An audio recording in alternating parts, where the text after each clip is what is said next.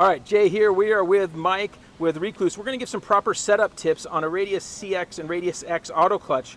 If you do not have this adjusted properly, it will not work correctly and you'll feel like it's terrible. So I've learned that the hard way test riding somebody else's. So give us some tips on that, Mike. All right, so we're going to show you how to check the free play gain. I'm going to go all the way one direction and all the way the other direction. Explain what free play gain is and why we need it. Free play gain is a measure, it's a way to measure if the clutch pack is set correctly or not. Basically, we lift that pressure plate away from the clutch pack a certain amount. So if there's too much free play gain, that means the pressure plate's too close and you're probably going to be dragging and stalling. And then if it's too far away, you're going to have slipping. Slipping is the bad one. That's where you can burn up a clutch pack in a very short amount of time. And a guy won't know he's doing it.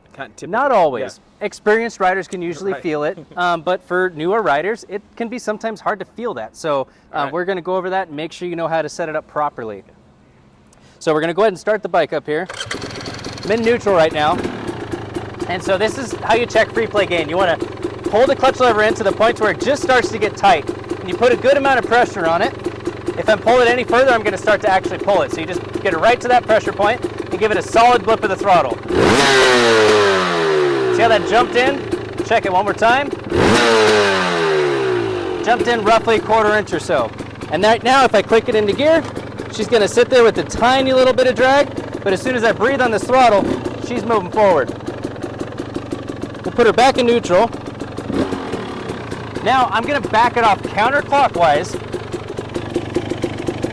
A full half a turn. You should really never have to do this, but just for demonstration purposes, we're going to back that way off. Now if I check the free play gain, that lever's jumping in a lot. Now I'm going to hold the front brake because this is going to try to jump forward. It's basically a manual clutch at that point. That pressure plate's too close. The auto clutch is not going to work at this point. Now, if you ever have to bump start your bike, a lot of the bikes don't have kickstarters anymore. So say worst case scenario, your battery dies, kickstarter breaks off. If you ever have to bump start an auto clutch, this is exactly what you do. You back it off counterclockwise until that screw basically loses tension.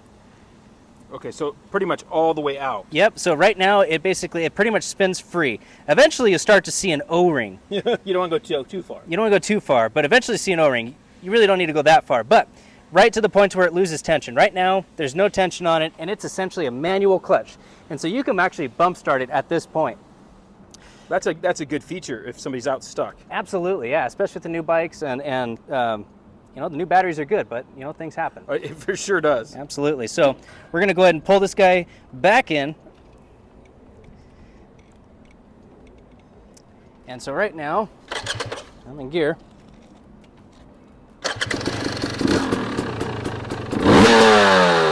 the free play gain right now, it's not quite enough. I wanted a little bit more, so I'm going to back it off. A couple tick marks here.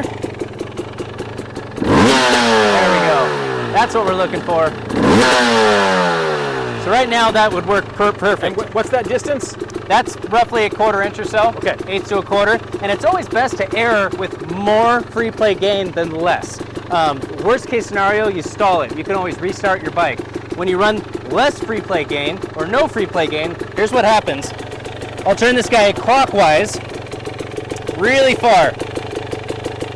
So that's all the way in. Now at this point, when I click it into gear, nothing's really engaged. When I give it throttle, it's actually not even moving forward right now.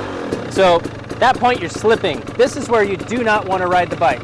So you'd be just be frying the clutch at that point. You can fry the clutch pack in a very short amount of time riding it that way. And obviously, most people are going to feel that. You know, the bike's not moving forward, you want to back it off. So you just want to make sure that you always have at least that eighth to a quarter inch of free play gain. And that'll ensure that you always have the right performance and it's working properly. You should be able to aggressively slam on that rear brake and it doesn't stall. Sliding into corners, small little tip overs, it should not stall. I mean, short of cartwheeling this thing, you shouldn't be able to stall it. That's what it should be set up properly. And the throttle response should always be right off of idle. It should be instant throttle response.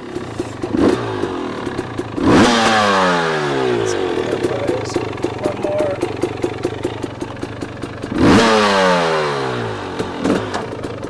All right, so I'm in gear. So you can barely hear when I'm just barely touching that throttle. I mean, it is moving forward instantly. You should always have that instant engagement. There should never be a delay.